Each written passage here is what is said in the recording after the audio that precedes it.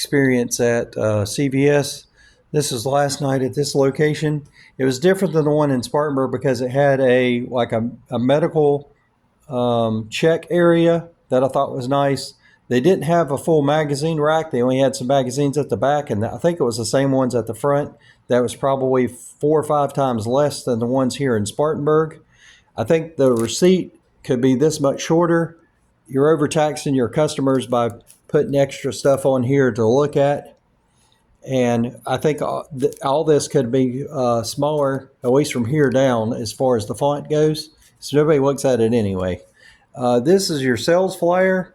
There was 3 college girls in there. I asked them in the back, because they're the only ones in there, if they knew where the magazine rack was, because I assumed they'd been there before, and they told me it was at the front. And then when I went to the front, I don't know what they were doing, if they were scanning something or checking something, but I picked up this flyer, and which I don't think is very good. The paper's thick. I don't think it would burn well, and it probably has some kind of metal toxins in the print, in the ink. The pricing is weird.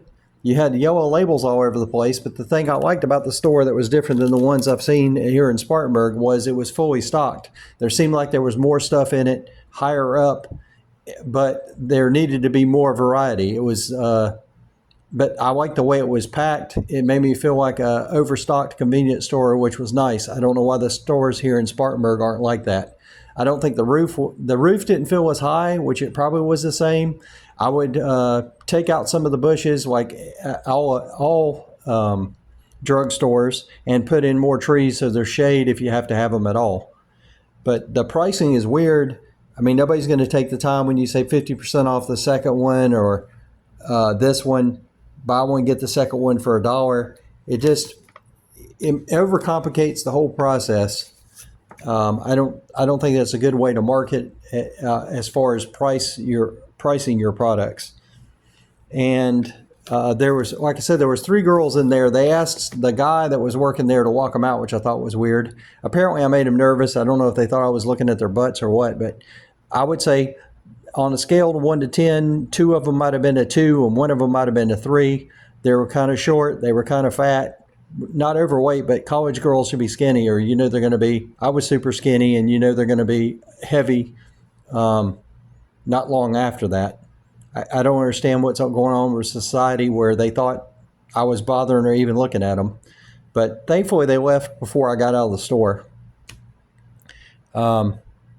Anyway, that's some of the stuff, unique experience, and some of the stuff that I found at the store. Most women I wouldn't be interested in nowadays anyway. With AI, even beauty queens and models aren't that hot.